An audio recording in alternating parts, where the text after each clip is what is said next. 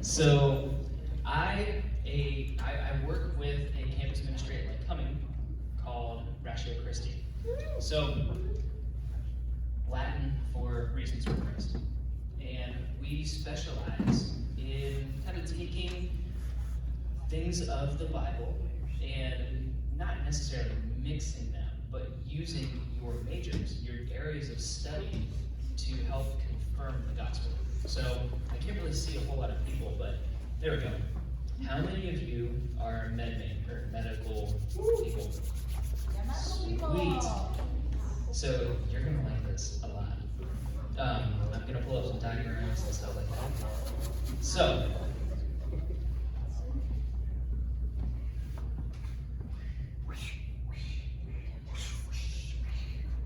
there it goes. Okay, so we're going to be talking a little bit about the resurrection. I don't like the lights, so I'm going to stand up a little further.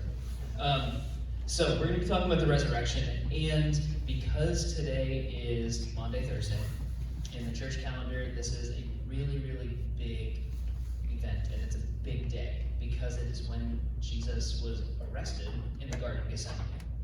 So one of the things that happened in the garden is that Jesus started sweating. He was in a whole lot of distress. Oh, that's great. So, I can stand back here now and hopefully not get feedback. So, he starts sweating blood. And this is a medical condition. You probably have never heard of it before. I didn't either until I looked it up. So it's called hematohidrosis, and I'm not going to put it up on the board because, whoa! Listen, he's sweating blood, not bikini blood, alright? So, oh, I like that. That looks kind of cool. So, he started sweating blood, and he was in so much agony that he just started appearing as blood was just kind of dripping down his face. So what was happening was that he was so stressed that the capillaries around his sweat glands, the blood pressure was so high that they burst. So imagine yourself in that amount of stress, like finals times like 16. It's just nuts. So when that happens, the sweat glands from around your those capillaries, they kind of absorb the blood, and then they expel it because it's not supposed to be there. The blood's supposed to be in your blood vessels, not around your sweat gland. So when that happens, it looks like you start to sweat blood. Now, this is a really, really uncommon thing, like I said, and it comes from that much stress. So I'm going to kind of move through this because I want to spend some more time on an application. So then we get to the scourging. This is the next day. This is going to be tomorrow. This is what I hate using the word celebrate when it comes to Good Friday, but us in the church, we do some really strange things. We celebrate a guy dying, and we have celebration of life and things like that, but we celebrate scourging and all of that comes with it. And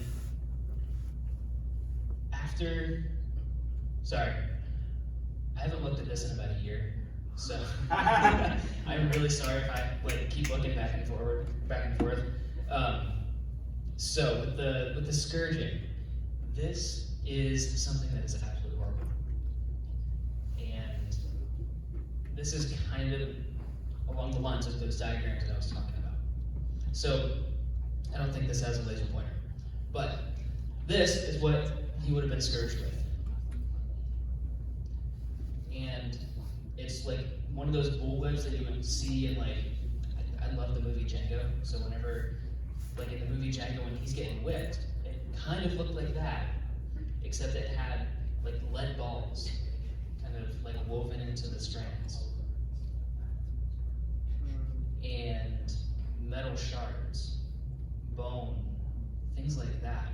So as it would come across, because you can kind of tie around a pole, And as it would come across his back, it would stick. And as they would follow through, it would not just bruise, but it would tear. All the flesh from the front, like towards your rib cage, all the way all across your back would just be gone.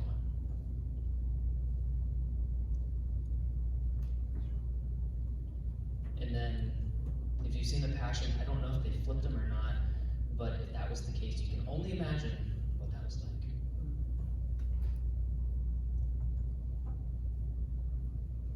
So I'm going to take some pauses every so often, because this is heavy. So then we get to the mocking. This one was, I think, my favorite to kind of learn about, because these are the kind of things that are kind of like hidden within the Bible, so that as you're looking at it from a medical perspective, you're kind of like, oh, wow. Luke and all of the other gospel writers were very smart people. They knew what they were talking about. But what was going on in the mocking is they dressed him up in purple. So let's stop there. That was a robe. And purple was kind of relegated for the kings and royalty. It was the dyes that were used to make that were very expensive, so they kind of left it for them. So they put that on him after being scourged.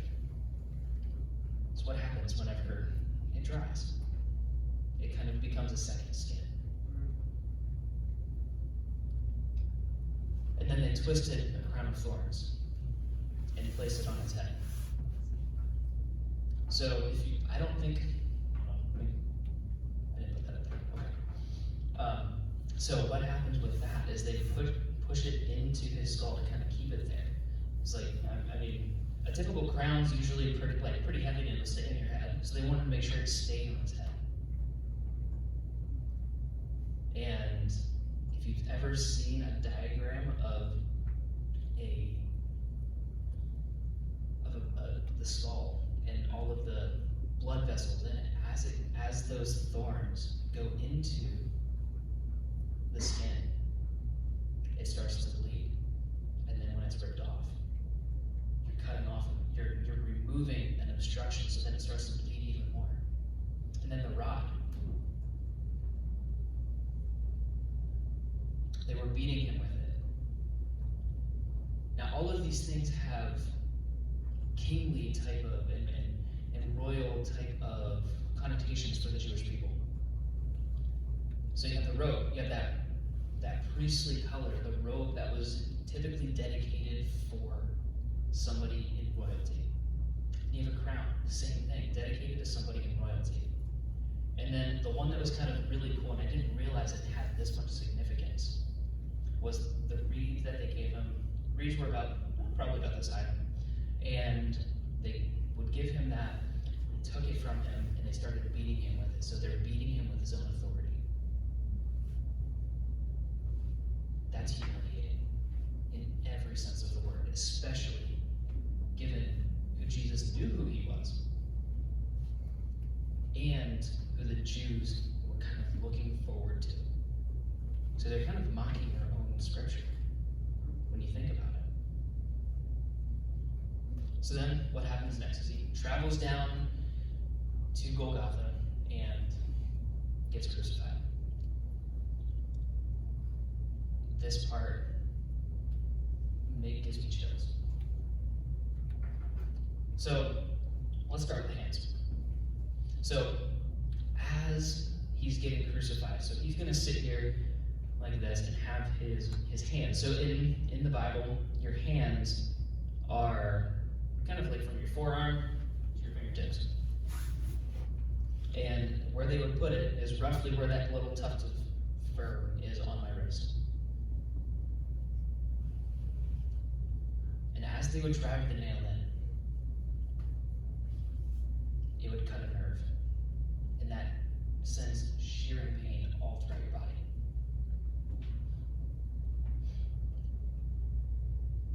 And potentially, it would break a bone, depending on how accurate that driver was. We have to remember, these guys are experts at killing people.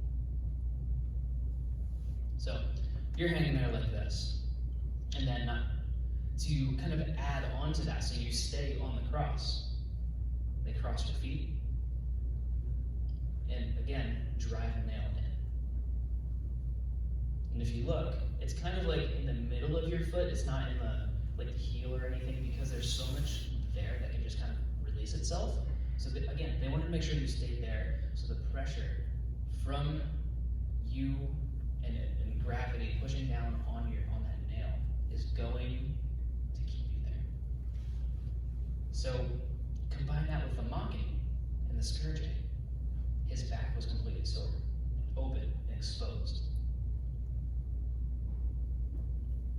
So as he's standing on the cross, in order to breathe, because he's going to be hanging there, gravity's going to be pushing down on him, and it's going to weigh down and kind of constrict his lungs. So in order to breathe, he's got to push on his feet, pull up with his arms, and scrape his back against that old rugged cross to kind of pull from the hip. Imagine how painful that is, not to mention humiliating.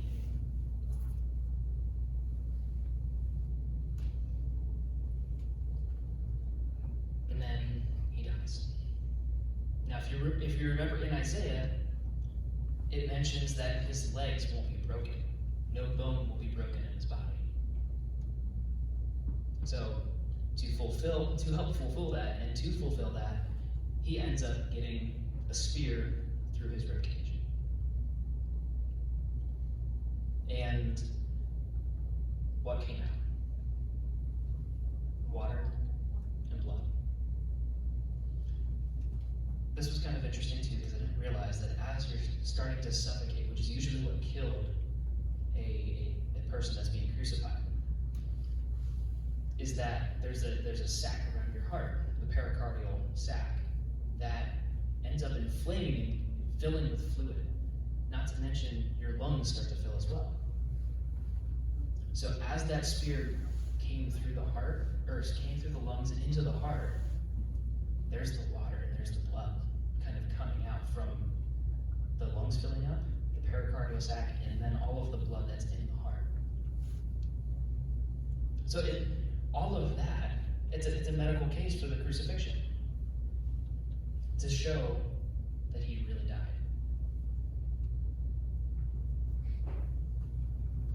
So this dude, Gerd Ludemann, is an atheist, and he's one of the biggest atheists that talk about the resurrection, other than Barth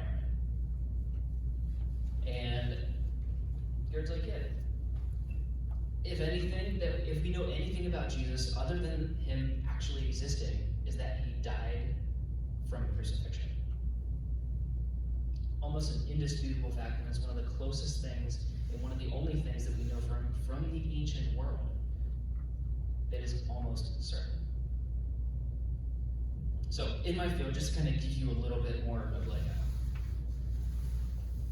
an idea of how we deal with things.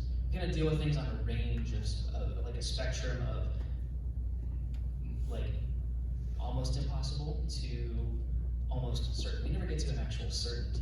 That's where the faith part comes in, where the trust becomes very, very important. So as we move closer to this almost certain, even Gerd Ludemann is like, I'm an atheist, I can't deny this.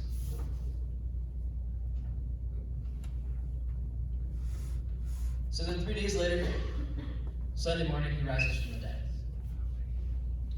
And who finds him first? It's the women. And if you're not sure about why, women were they had a very like kind of domestic role within the first century. They didn't really come out of the household, and if they needed to, it was during a very specific part of the day to go get water, do something like that. They didn't mingle with the men. They mingled only with women.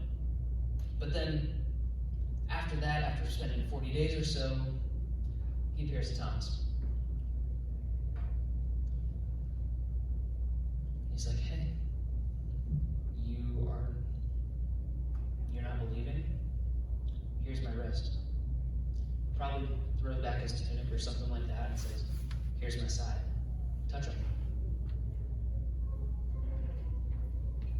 And then later on goes to commend Thomas for that and saying, yes, you've seen and believe, but how much more? I think the version that I have says something about the person who believes without seeing is that much more blessed, because they don't necessarily need that physical evidence to believe in what happened.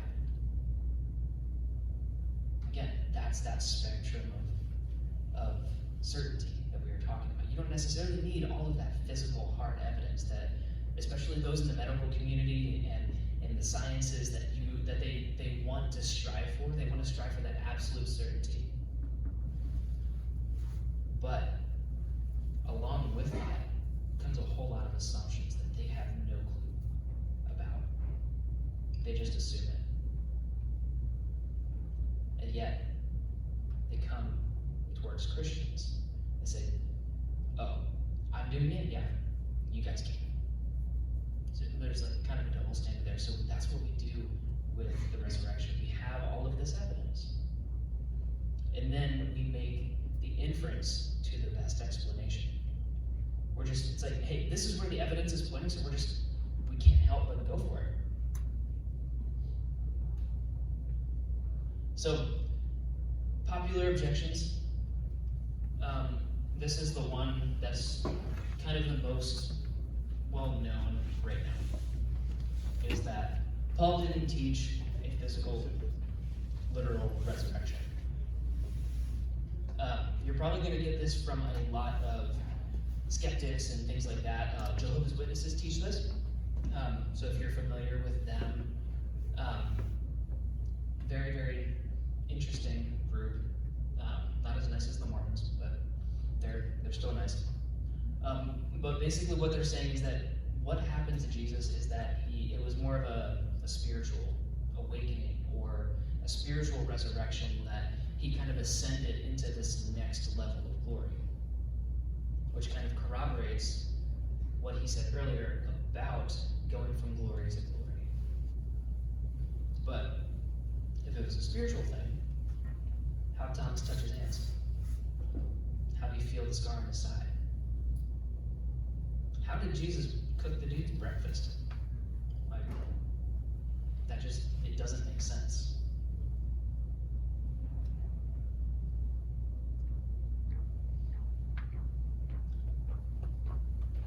But if he wasn't physically raised from the dead,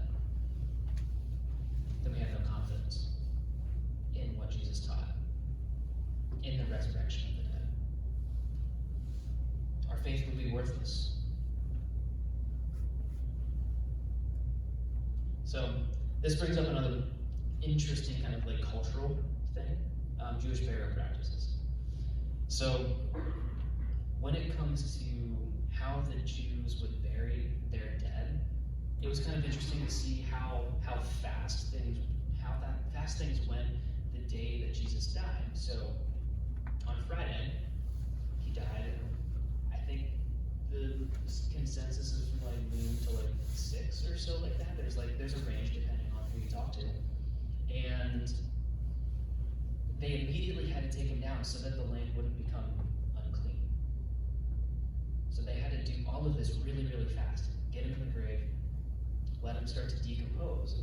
But what they would do afterwards, and this kind of shows what the Jews believed about the body and what would happen with the body, is that they would put them in these things called ossuaries, which is just a bone box. They take your bones after you're decomposed and everything, they just stick you off to the side in the same tomb. And then the belief was then that Jesus would, or as in the resurrection, that God would be reanimating you and putting your bones back together. Again, reference all the way back, like all throughout Isaiah. And so as they were kind of doing that whenever Jesus wasn't there, this threw them for a big loop. Because they're like, well, we don't know what to do because his bones aren't here.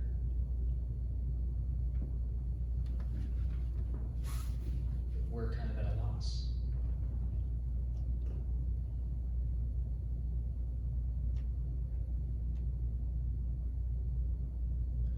So then, there's some other non-believers in the ancient world. There's a guy named, I just found this out, that the C in Greek is like a K sound, so it's Tacitus. I had no idea. But Tacitus said that their name comes from Christ, who, during the reign of Tiberius, had been executed by the procurator Pontius Pilate. Suppressed for a moment, the deadly superstition broke out again, not only in Judea, in the land which originated this evil, but also in the city of Rome. So there's a whole bunch of stuff just kind of packed into this couple sentences. So you're seeing that there's some like historical things that are assumed. That Tiberius was kind of like the Caesar and kind of headquartered in Rome. And then Pontius Pilate was a real guy that was kind of over Judea. And I think this is one of the coolest parts of it. He calls it a deadly superstition. He's already saying that the Christians are bad people. He calls it evil. And how it just spread like wildfire. Why? Because Jesus literally rose from the dead. Without that, like in 1 Corinthians 15, we'd have nothing. And I think that that's where the hope comes in. Is because you have people like this who corroborate the entire story. Who are kind of like Garrett Littleman, who are looking for every excuse to say, no, you're wrong. But they can only go so far without saying, yeah, but the guy actually died. We don't know what to do with the resurrection, but he still died.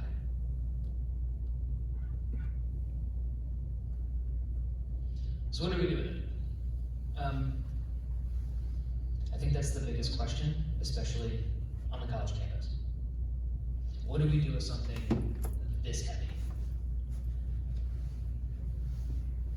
We can have confidence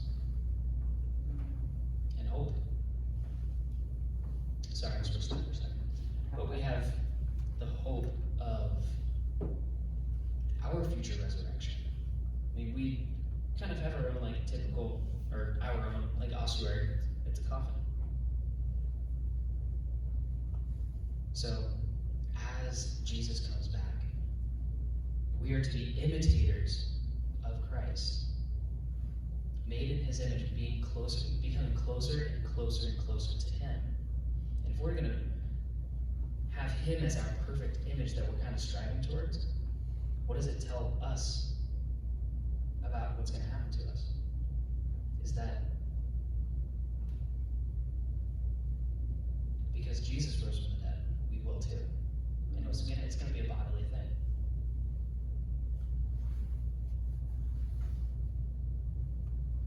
So, I'm going to mention 1 Corinthians 15 a lot, because it's probably the best, kind of gospel description within an entire chapter that I've found.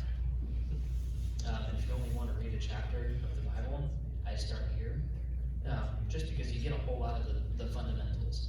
So you get the deity of Christ, you get the resurrection, and if you start there, you can just blitz through a whole bunch of other stuff. So behold, I tell you a mystery. This is where the faith comes in. We will not all sleep, but we will all be changed in a moment, in the twinkling of an eye, at the last trumpet. For the trumpet will sound, and the dead will be raised imperishable, and they will be changed. So what happened to Christ's body is it was perishable, and then became imperishable.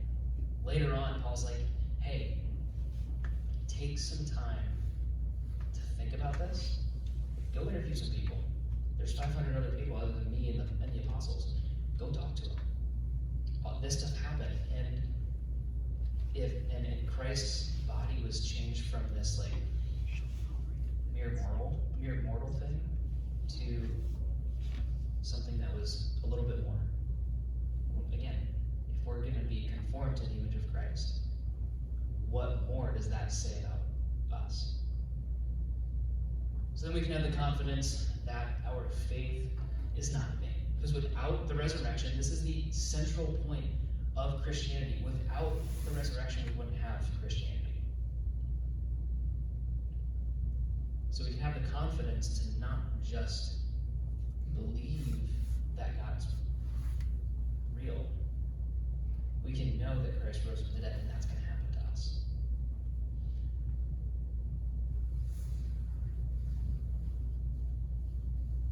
So,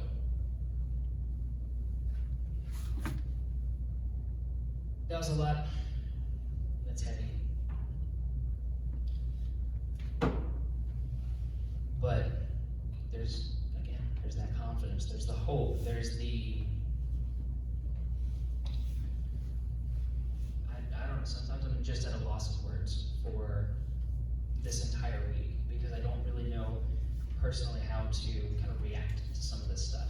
Knowing that he went through all of that 2,000 years ago, almost exactly 2,000 years ago when you think about it, for me.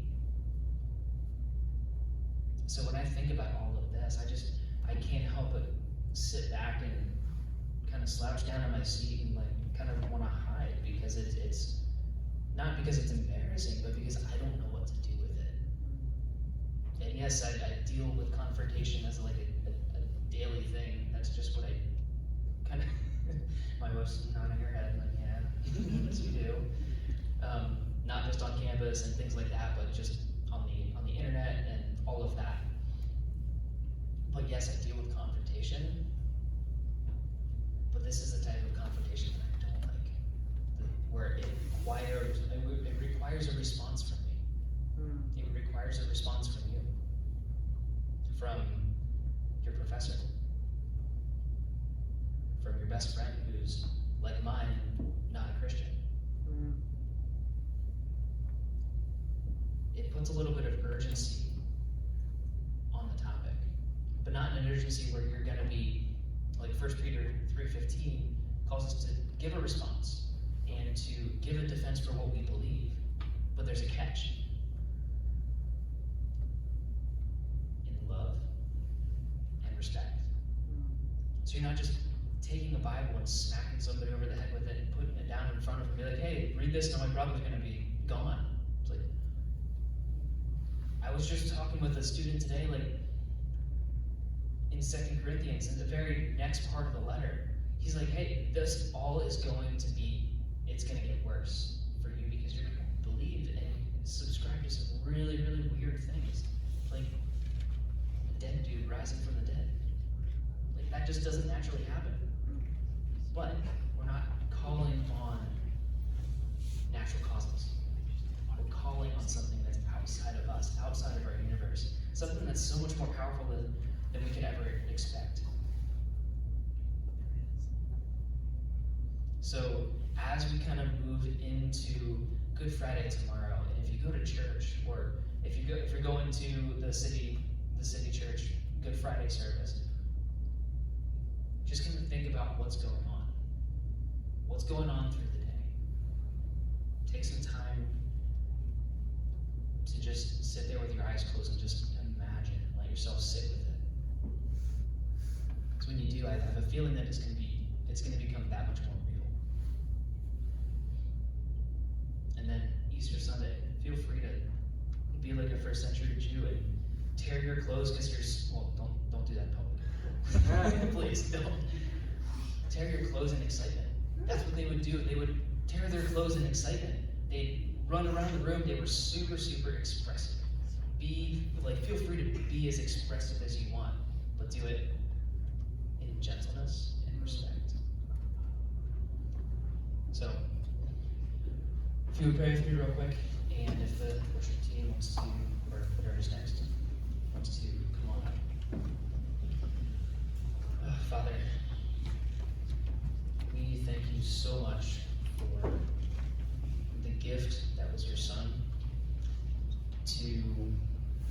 give him to us and for us, so that we can have the confidence and the hope that what happened to Christ will happen to us.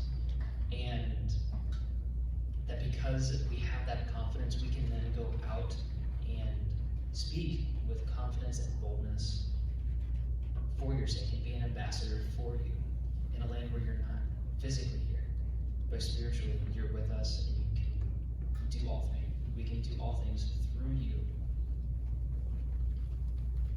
because you give us the power to do so. And ask this in your name.